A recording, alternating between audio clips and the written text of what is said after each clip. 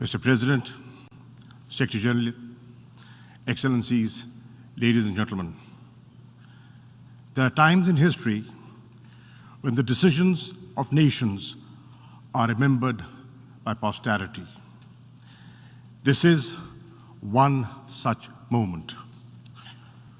What we do today or cannot do will be recorded in history.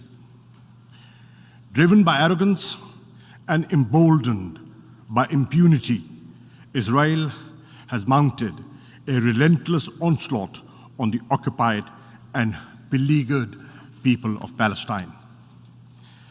As we speak, children, women, and men in Palestine are being killed with impunity.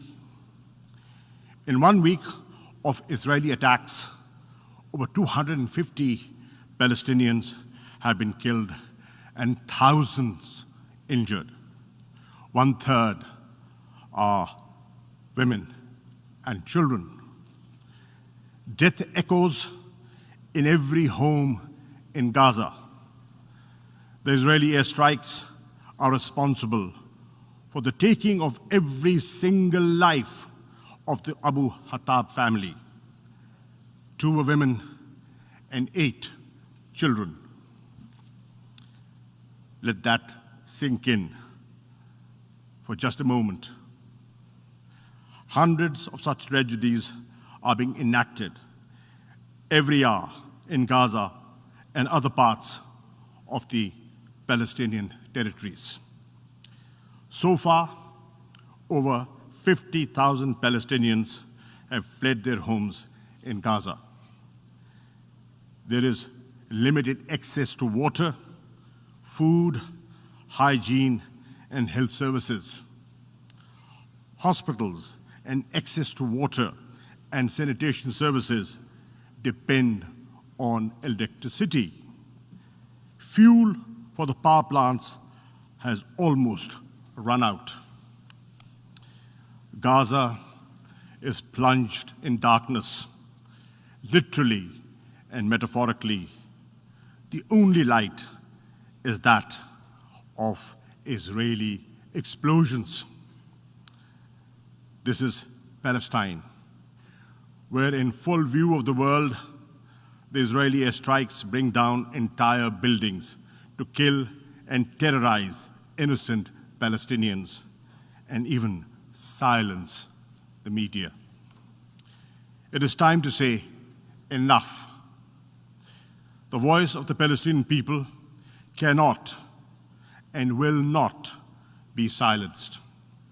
We, the representatives of the Islamic world, are here to speak with them and for them. Mr. President, it is appalling that the Security Council has been unable to exercise its primary responsibility for the maintenance of international peace and security. The Security Council has failed even to demand a cessation of hostilities. Those preventing the Council from doing so bear a heavy responsibility.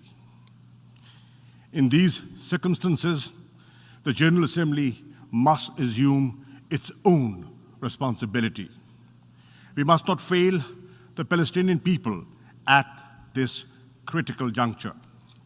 Mr. President, our first priority must be to halt the Israeli aggression. I hope that even at this 11th hour, the Security Council will call for a cessation of Israeli attacks.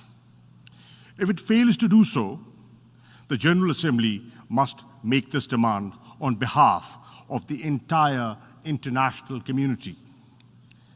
Let us be clear, there is no moral or military equivalence between the beleaguered and occupied Palestinian people, who have no army, no navy, no air force, and the Israeli war machine, one of the most powerful in the world.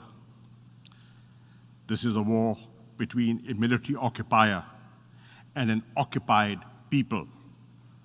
It is a conflict between illegal occupation and a legitimate struggle for self-determination.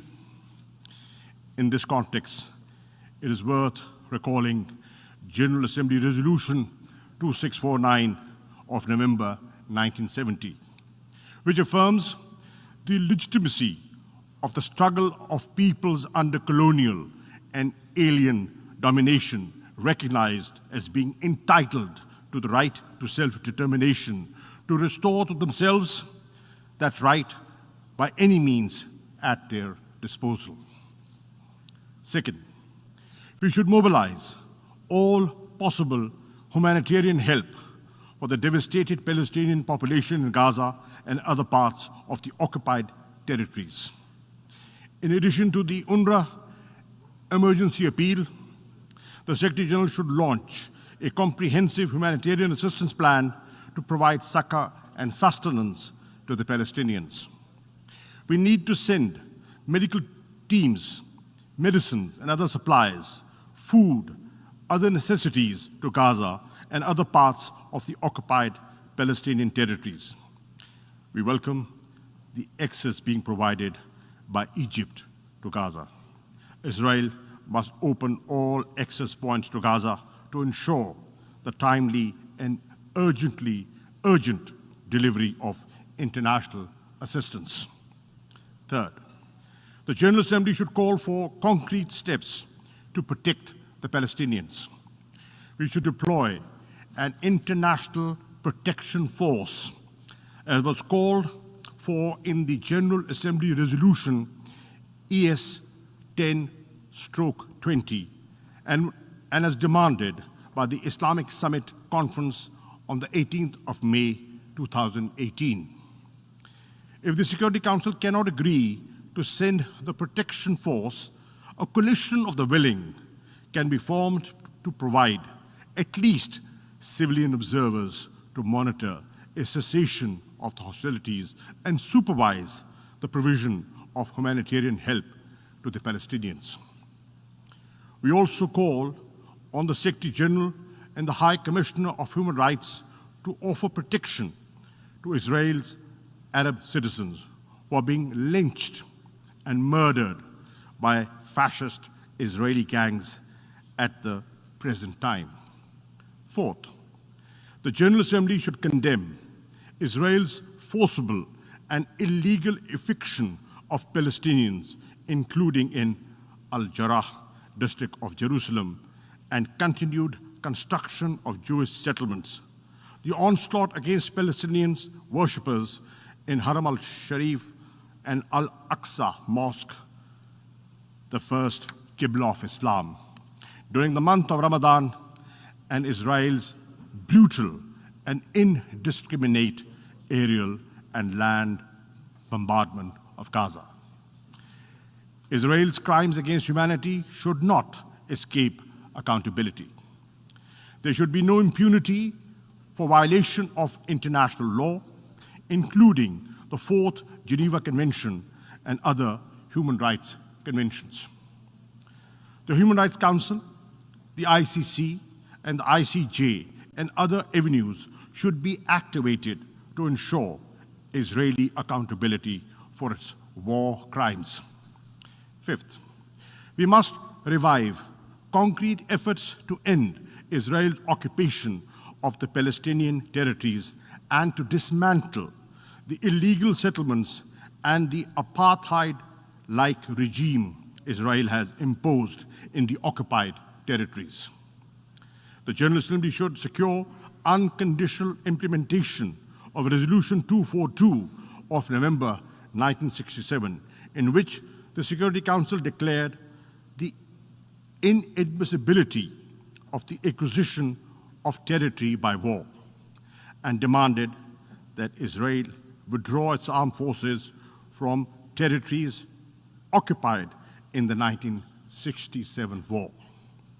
It is therefore imperative to initiate bold steps to secure the implementation of the Security Council and General Assembly resolutions calling for the establishment of a viable, independent, and contiguous Palestinian state with Al-Quds, Al-Sharif as its capital.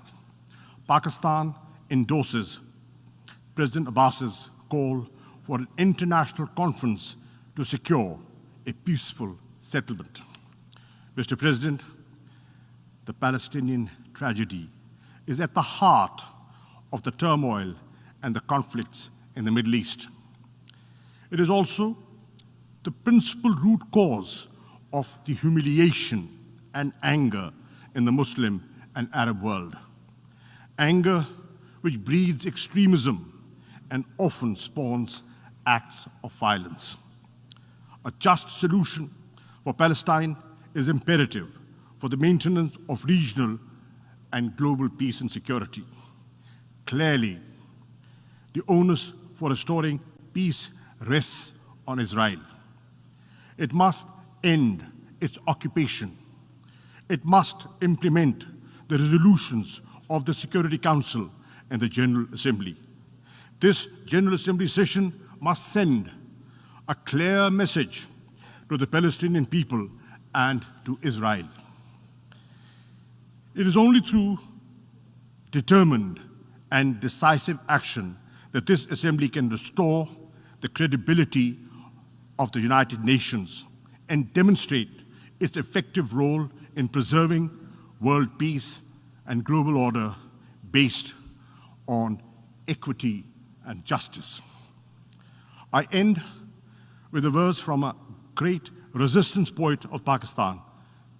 "E arz-e Palestine, main bhi hazir hoon.